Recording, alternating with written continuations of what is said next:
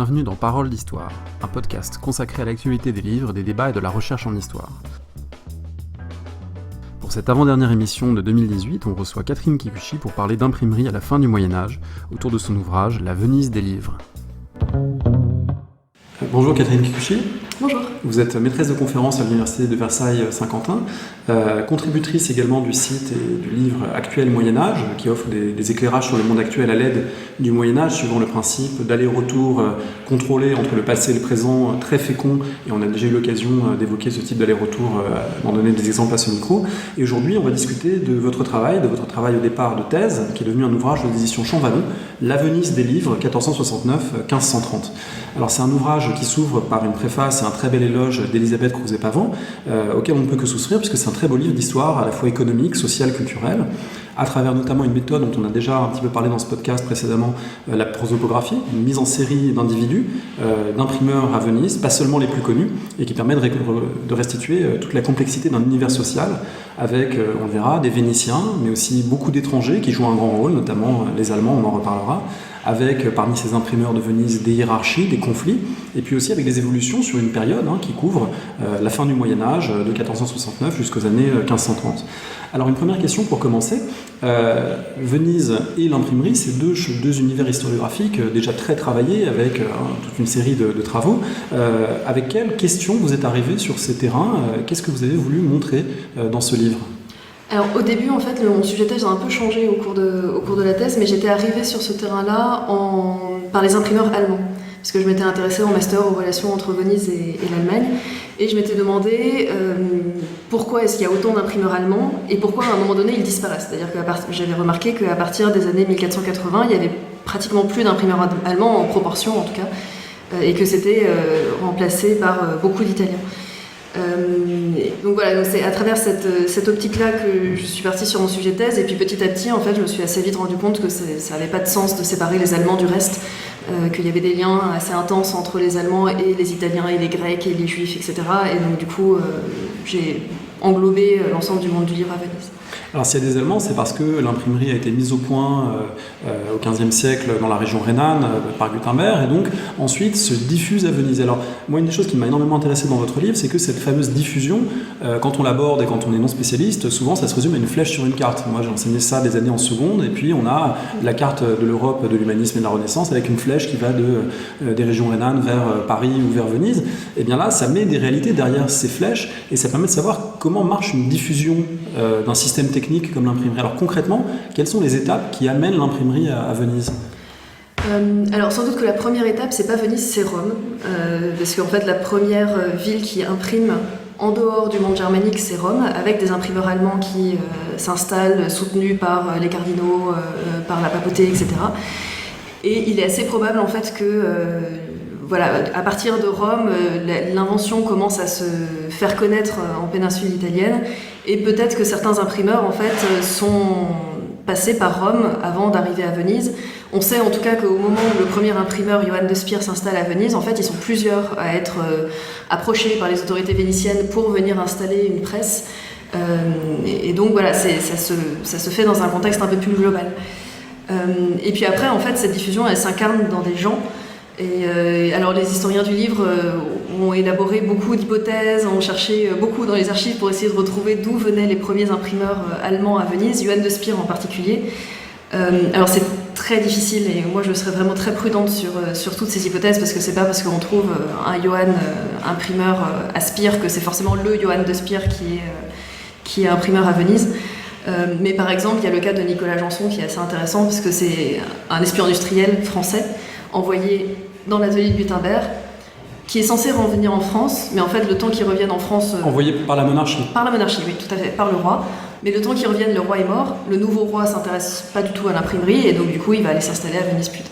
Alors là, on voit évidemment le rôle des autorités, le rôle aussi d'un contexte local. Vous le dites à un moment dans le livre, Venise, ce n'est pas une grande ville de copies manuscrites. Et du coup, si l'imprimerie peut s'y installer, c'est aussi parce que ça ne va pas faire concurrence à une activité déjà établie, celle de la copie, dont on sait qu'elle était, à la fin du Moyen-Âge, une activité très très institutionnalisée dans certaines villes. Là, c'est pas le cas.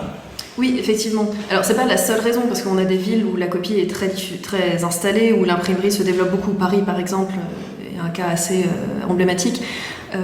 Mais en fait, ce qui permet à l'imprimerie de s'installer en dehors des cadres corporatifs, c'est probablement le fait qu'il n'y a pas de corporation de copistes, effectivement.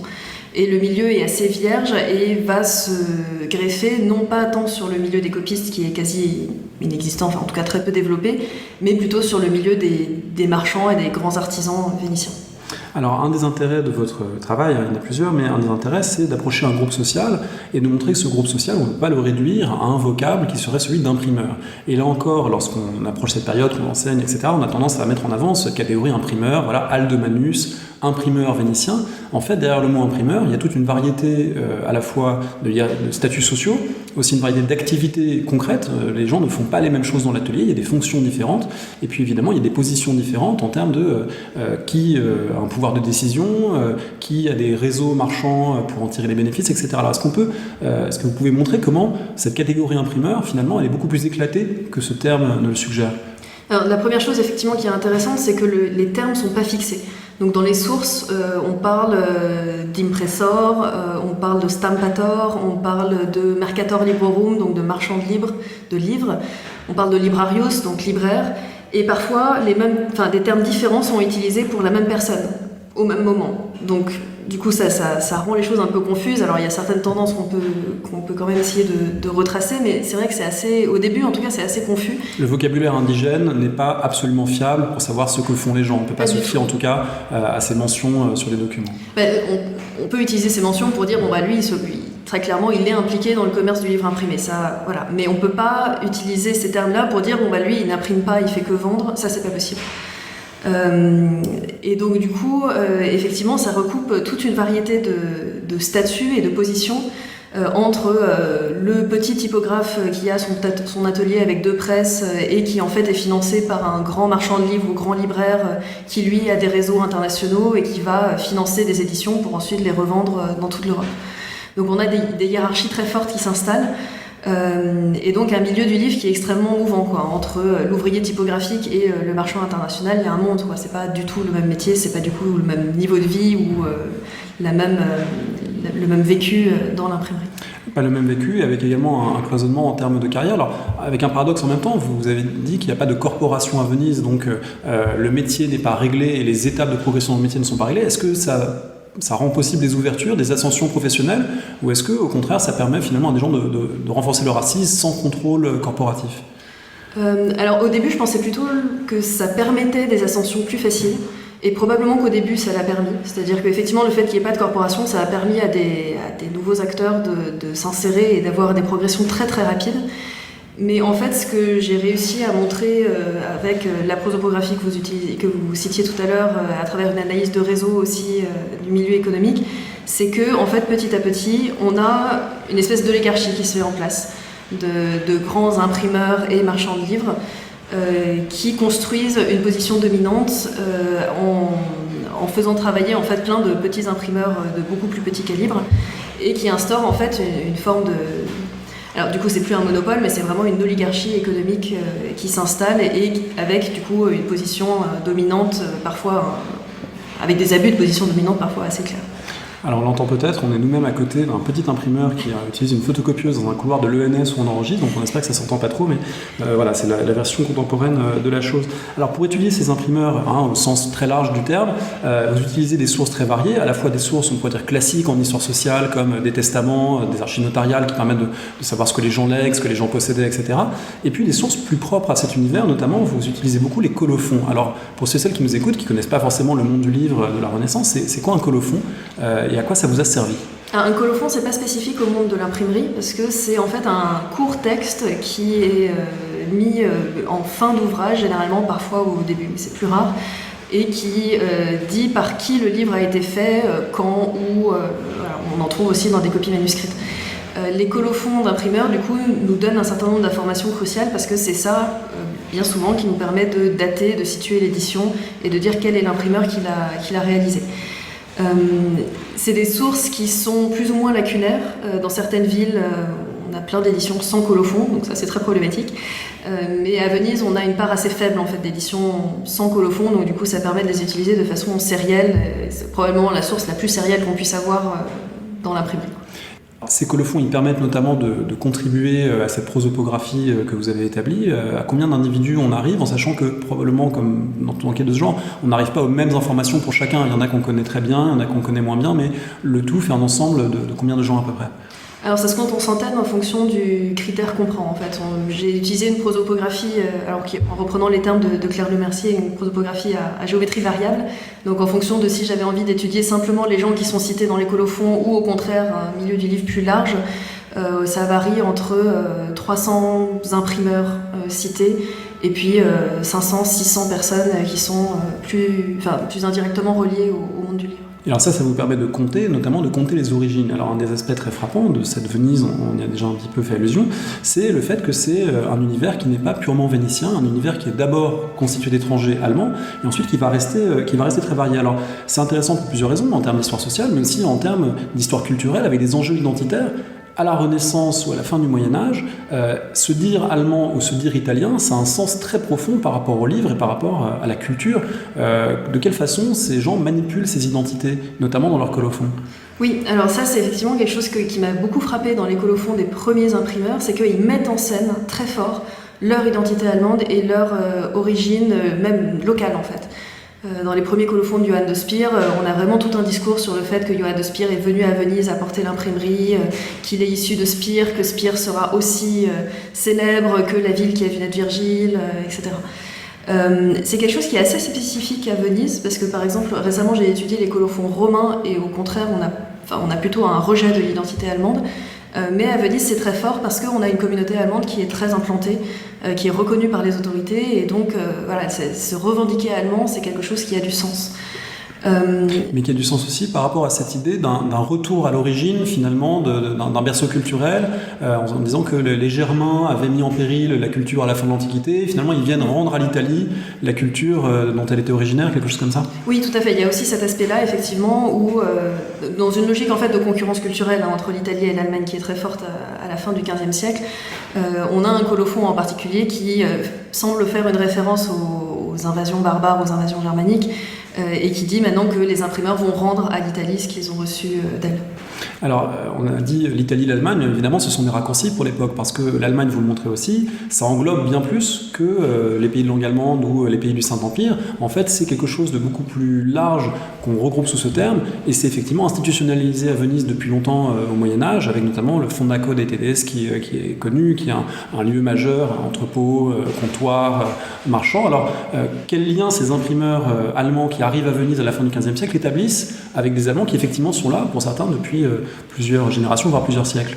Oui, alors ça c'est quelque chose qui avait été étudié bien avant moi, notamment par Philippe Bronstein, qui a publié de très beaux articles sur les imprimeurs allemands à Venise, et qui montre comment en fait ces imprimeurs tissent des liens très forts avec certains marchands du Fondaco dei Tedeschi, on le voit notamment dans certains testaments. On a un imprimeur, Johann de Cologne, qui est logé au Fondaco dei Tedeschi, donc qui a vraiment un statut de grand marchand international allemand, généraliste et pas seulement imprimeur. Donc il y a ce lien avec l'élite commerciale en fait allemande présente à Venise, mais on a aussi des liens beaucoup plus diffus avec l'artisanat. En particulier, les Allemands sont très présents dans les métiers de la métallurgie, et donc du coup on pense que les imprimeurs ont réussi en fait à tisser des liens avec cet artisanat pour mettre en place leur première presse, les fontes, etc. Alors des liens avec les Allemands, mais des liens aussi avec les Vénitiens, et un des apports de votre travail, c'est de montrer que la notion d'étranger au Moyen-Âge, évidemment, ne renvoie pas aux mêmes critères et ne renvoie certainement pas aux mêmes procédures que dans le monde moderne contemporain, avec des classifications juridiques strictes. Là, on est sur des choses beaucoup plus mouvantes, à la fois la perception d'une altérité et en même temps des formes d'intégration possible, de participation possible. Alors, à quelle définition de l'étranger votre étude vous fait arriver ? Alors pour essayer de réfléchir à ça, moi je m'étais beaucoup servi de l'étude de Simona Cerutti, donc étranger, une condition d'incertitude, et donc que j'ai essayé de retravailler au cours de ma thèse. L'idée en fait pour moi c'est que les étrangers ce sont d'abord ceux qui viennent de l'extérieur de Venise, même si c'est très schématique en fait dit comme ça et ça ne correspond pas à toutes les réalités, mais j'ai déjà d'abord pris cette définition-là. Et ensuite je me suis intéressée à la manière dont les gens étaient inclus ou non dans le milieu économique, pour rejoindre justement cette condition d'incertitude dont parlait Simona Cerutti. Et on se rend compte en fait qu'il y a beaucoup de personnes qui peuvent être complètement dans une position d'infériorité assez drastiques dans le milieu du livre, alors même qu'elles sont présentes à Venise depuis un certain temps. Donc voilà, cette conception de l'étranger, ce qui m'intéressait aussi, c'était essayer de comprendre quand les gens viennent d'ailleurs. Et donc du coup, qu'est-ce qu'ils amènent avec eux quand ils viennent de Toscane, quand ils viennent de France ou quand ils viennent d'Allemagne, et qu'est-ce que ça apporte en fait au milieu du livre. Et ce que j'ai essayé de montrer, c'est justement que ça apporte beaucoup, quoi, que le milieu du livre vénitien s'est construit de ces apports de l'extérieur. Alors ça, on va en reparler notamment à travers la question des langues et des langues d'impression.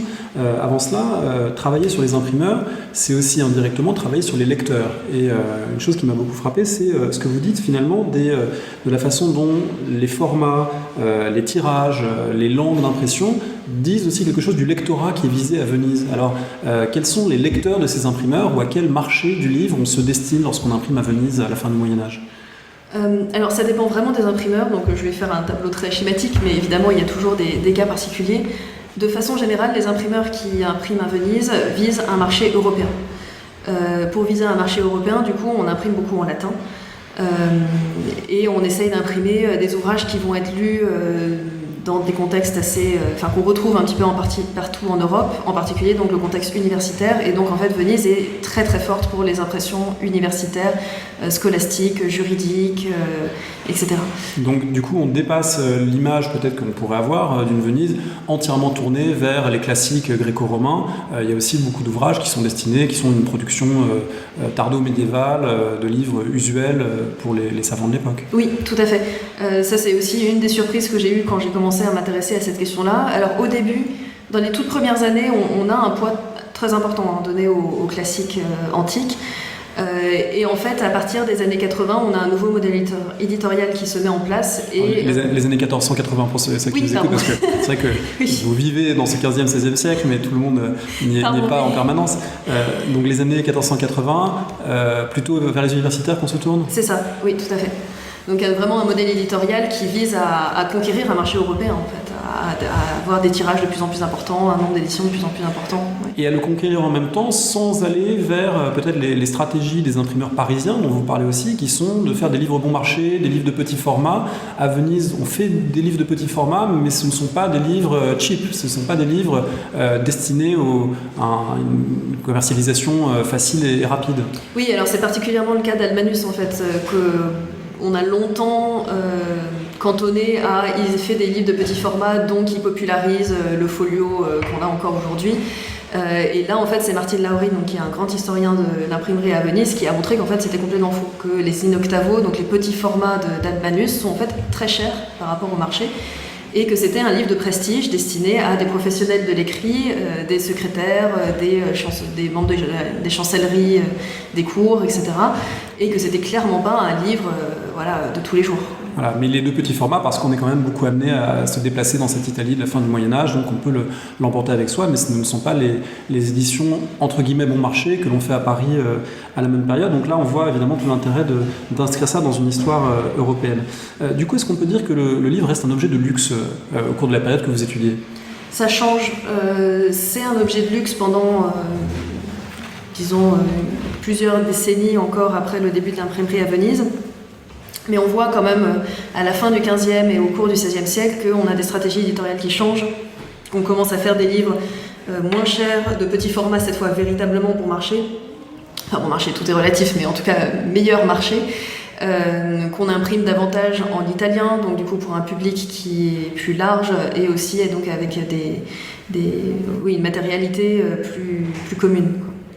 Alors, cette édition à bon marché, en même temps, ça vient éclairer toutes les logiques économiques que vous travaillez aussi, et notamment le fait qu'à la différence d'autres industries ou d'autres travaux, d'autres métiers de la fin du Moyen-Âge, l'imprimerie, ça coûte très cher à mettre en place. Et alors ça, c'est vraiment des choses qui m'a frappé en vous lisant, à quel point ça nécessite de gros investissements de capital, et du coup, tout le monde ne peut pas devenir imprimeur, tout le monde ne peut pas s'imposer ensuite comme imprimeur sur le marché vénitien, à la différence, là encore, d'autres activités. Alors pourquoi c'est si difficile, économiquement, de s'installer comme imprimeur à Venise ou en général à cette période ?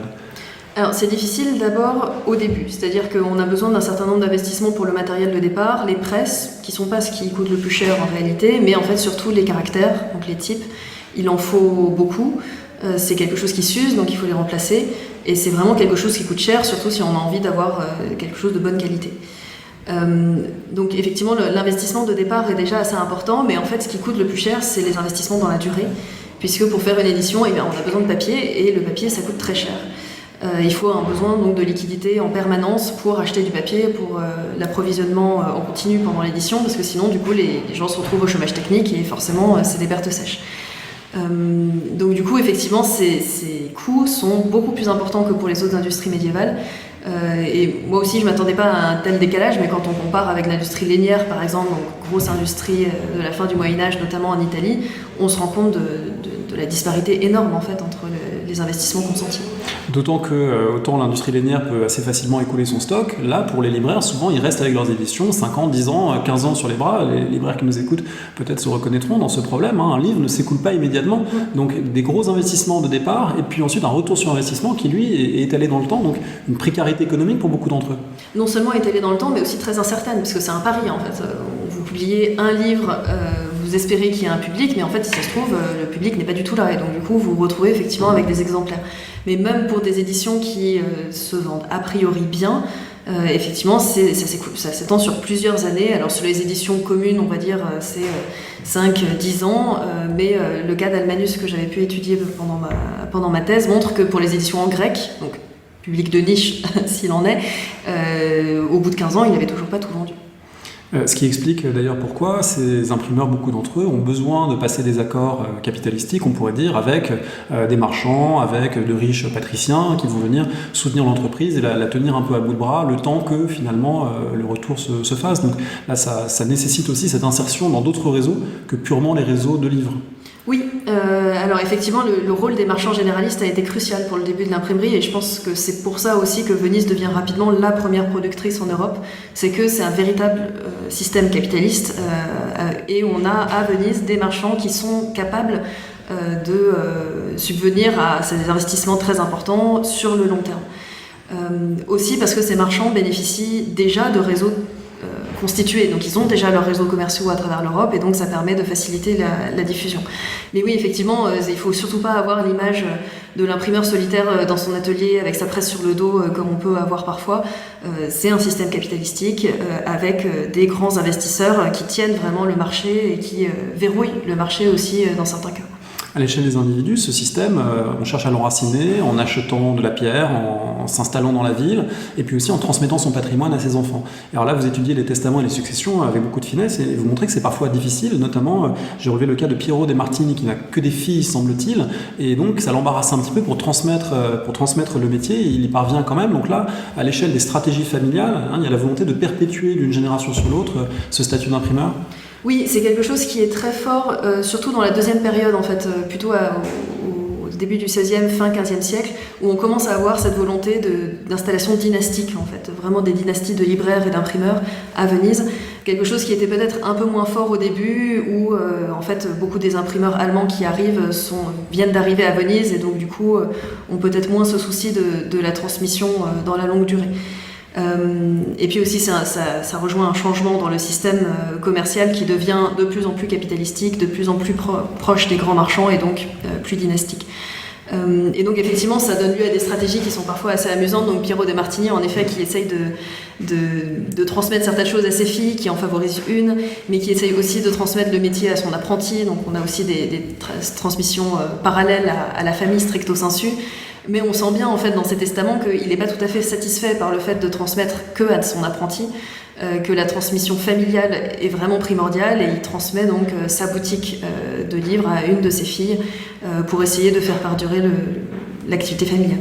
Alors ça révèle donc aussi en creux les fragilités de cet univers, un univers traversé de tensions. Et d'ailleurs il y a une tension aussi dans votre livre entre deux modes finalement d'appartenance à cette communauté des gens du livre.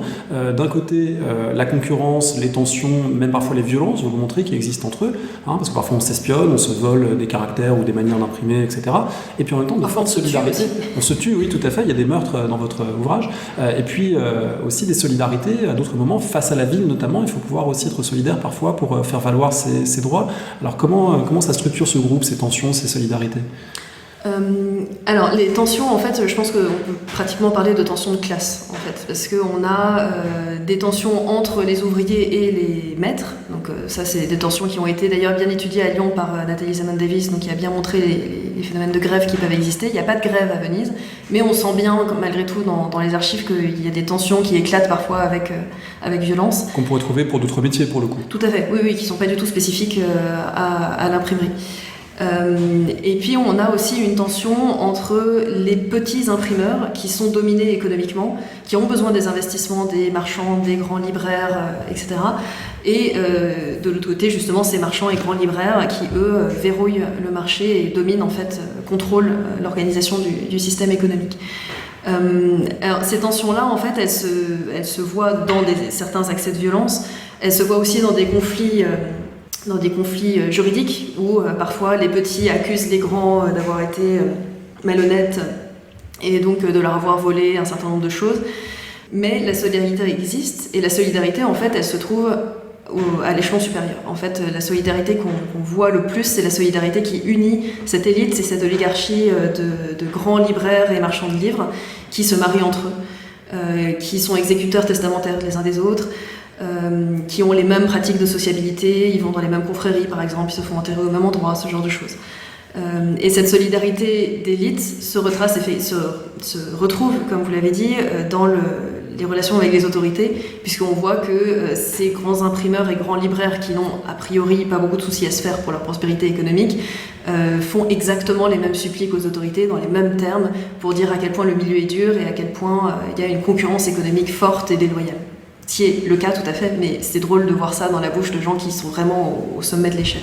Oui, vous avez une belle formule d'ailleurs pour parler de cela et de cette inégalité interne. Hein. Vous dites la fragilité des uns fait l'assise des autres, hein, et effectivement c'est ce qu'on vérifie dans ces rapports aux autorités. Alors justement ces rapports aux autorités, via les imprimeurs, vous rencontrez aussi finalement le pouvoir vénitien, vous rencontrez le fait qu'il autorise, qu'il accorde tel ou tel privilège, que parfois il surveille peut-être ceux qui imprimaient. Alors est-ce que faire l'histoire du livre, ça permet aussi de dire des choses sur le pouvoir vénitien en cette fin du Moyen-Âge et sur sa manière de tenir sous son regard en tout cas la société? Oui, je trouve que le rapport des autorités vénitiennes à l'imprimerie est assez intéressant parce que les autorités vénitiennes en fait se rendent compte très vite qu'il faut essayer d'attirer l'imprimerie à Venise. Donc on voit bien, Martine Lauri a bien montré dans ses travaux, ils essayent d'attirer des imprimeurs et une fois qu'ils en ont récupéré un, ils lui assurent un monopole total sur l'imprimerie pendant 5 ans. C'est énorme, c'est un monopole absolument considérable. L'imprimeur meurt au bout d'un an, donc du coup le monopole est annulé. Ça permet en fait le développement vénitien, mais voilà, il y a une conscience de l'importance de l'imprimerie. Et après, plus rien. Après, pendant 10 ans, on n'a plus aucune législation et en fait les patriciens laissent l'imprimerie se développer dans son coin. Ils commencent à intervenir pour donner des privilèges, et d'abord des privilèges à des auteurs. Et en particulier des auteurs qui célèbrent la grandeur de Venise, Sabellico en particulier. Et donc pendant un long moment, en fait, les autorités laissent l'imprimerie se développer à peu près comme elle veut, mais essayent de contrôler, de contrôler à la marge, en fait, en donnant un certain nombre de privilèges à des gens qui sont bien implantés dans la ville, à des auteurs qui favorisent la grandeur et la réputation de Venise. Il y a un tournant, il y a une espèce de moment de bascule où là il commence à intervenir de façon plus systématique, c'est quand l'Église commence à s'en mêler.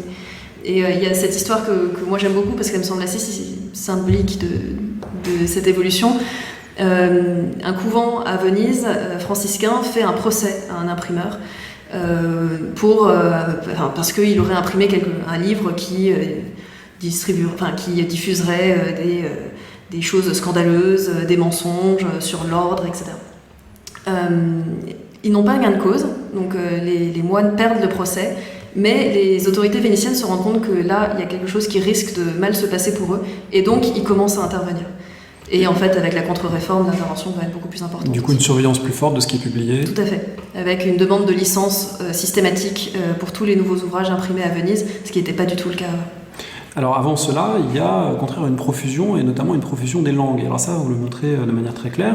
Venise est sans doute à l'époque la cité ou l'une des cités où l'on imprime avec le plus d'alphabets, avec le plus de langues. On imprime en grec, mais on imprime aussi en cyrillique, on imprime évidemment en caractère latin. Alors d'où vient ce caractère polyglotte de l'impression vénitienne? On pourra peut-être le nuancer dans un deuxième temps, mais dans un premier temps, il faut le constater. C'est aussi ce qui a fait la réputation des imprimeurs vénitiens, c'est cette capacité à manier plusieurs langues. Alors qui est derrière et comment ça fonctionne? Alors effectivement, je pense que le caractère polyglotte de l'imprimerie vénitienne, même si ça reste une toute petite minorité des éditions, c'est dû au fait qu'à Venise se trouvent énormément de communautés étrangères différentes, y compris orientales. Et donc les imprimeurs se servent de ces ressources sur place qui leur permettent ensuite de toucher un marché en Méditerranée orientale en particulier. Et on voit bien du coup les collaborations entre des imprimeurs italiens et des clercs dalmates par exemple qui vont favoriser l'impression en glagolitique. Alors c'est un terme barbare pour qualifier l'alphabet religieux, enfin utilisé dans le cadre ecclésiastique en Dalmatie.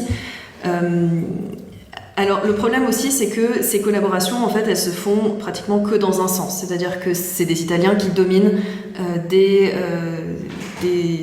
imprimeurs ou des clercs ou des lettrés originaires de Dalmatie par exemple ou de Grèce.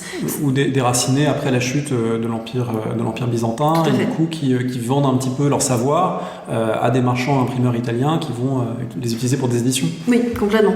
Et Albanus en fait c'est exactement ça. Albanus, donc imprimeur d'origine romaine, a en fait la haute main sur l'imprimerie grecque, alors j'allais dire sous ses ordres, c'est pas exactement ça, mais voilà, sous son contrôle, un certain nombre de lettrés grecs qui sont dans une situation très précaire étant donné qu'ils viennent de fuir leur territoire d'origine et ils n'hésitent pas à utiliser sa position dominante, en plus très favorisée des autorités vénitiennes, etc. Alors il y a un cas en revanche où ça ne fonctionne pas entièrement, c'est, vous le mentionnez, Democrito Terracina qui lui voudrait imprimer également en caractère arabe, puis il demande plusieurs fois des autorisations pour le faire et ça finit par ne pas se faire. Alors comment on interprète cet exemple, ce contre-exemple?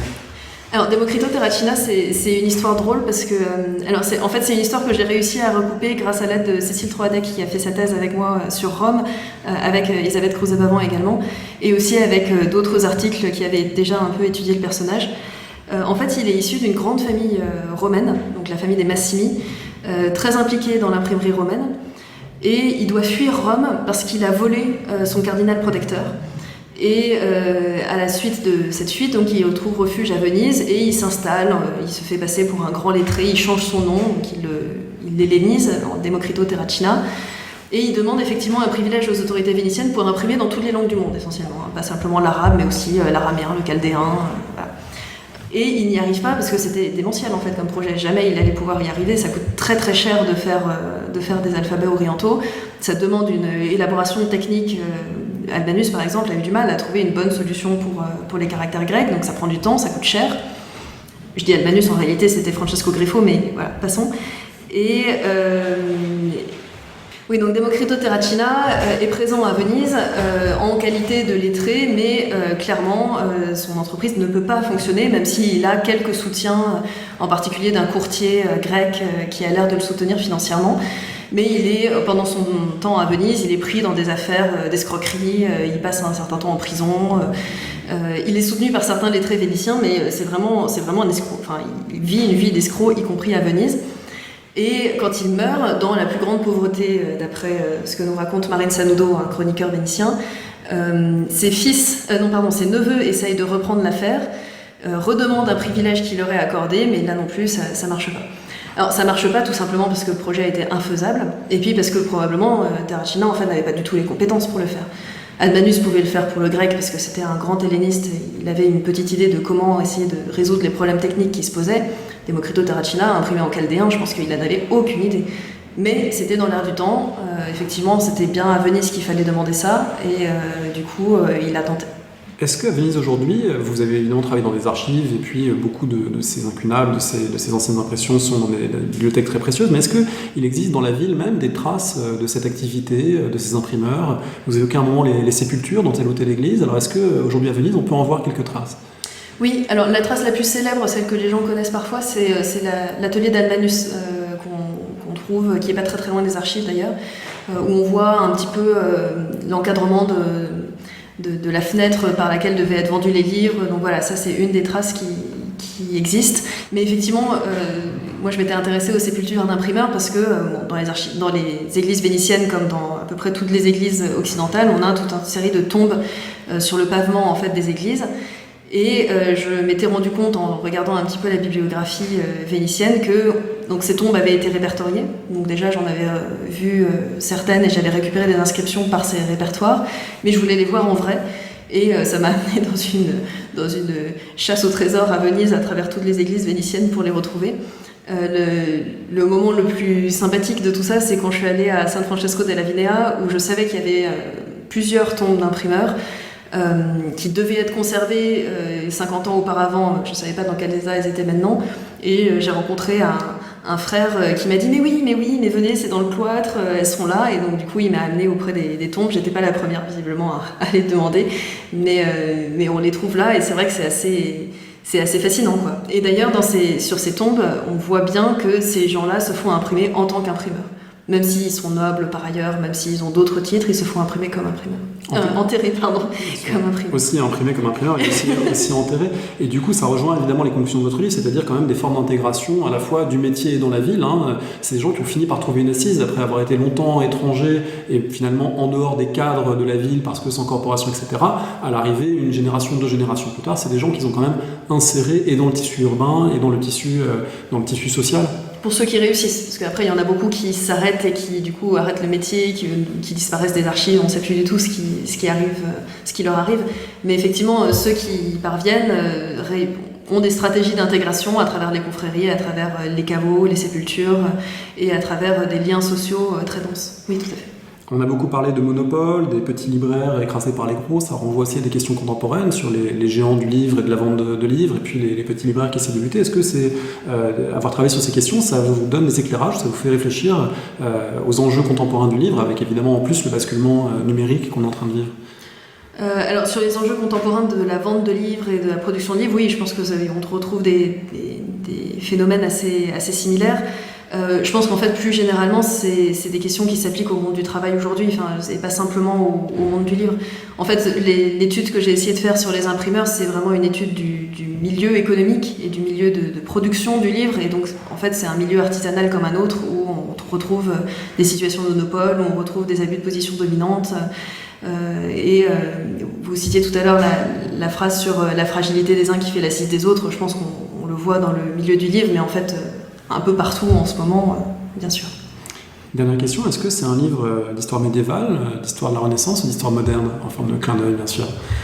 Alors je dirais que c'est un livre du long Moyen-Âge, pour botter en touche, et puis aussi parce que j'y crois fondamentalement. Je pense que surtout pour ce qui concerne le monde du travail, le milieu du livre, l'imprimerie, etc., le long Moyen-Âge a vraiment un sens, et que ça aurait eu aucun sens de s'arrêter à la fin du XVe siècle, parce qu'on voit bien qu'il y a des dynamiques qui se poursuivent encore au XVIe siècle. Du coup, si on ne trouve pas le mot Renaissance dans votre livre, enfin peut-être qu'on le trouve ici ou là, mais en tout cas c'est pas marqué, c'est pas affiché, c'est un choix.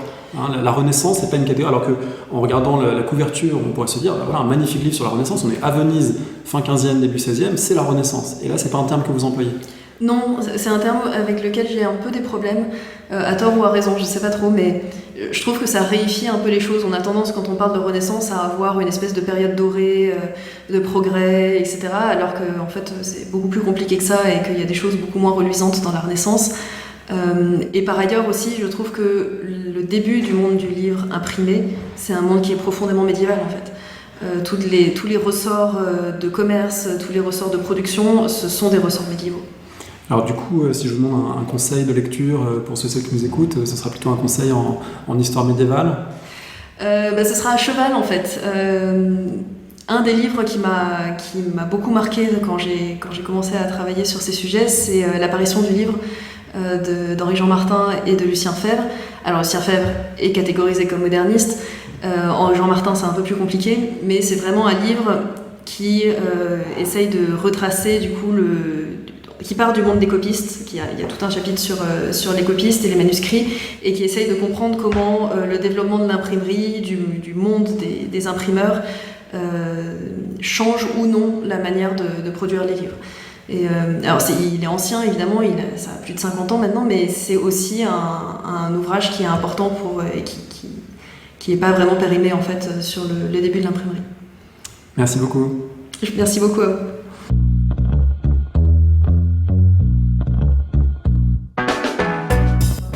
Merci de nous avoir écoutés et restez à l'écoute samedi prochain du podcast, puisque pour le tout dernier épisode de l'année, il y aura des conseils de lecture de collègues et même des surprises pour d'autres périodes ou d'autres ouvrages. Comme toujours, vous retrouvez en ligne sur paroledhistoire.fr toutes les informations concernant le podcast, l'émission du jour et les autres épisodes, sur Twitter @paroledist, et à bientôt, peut-être en 2019, pour de nouvelles émissions.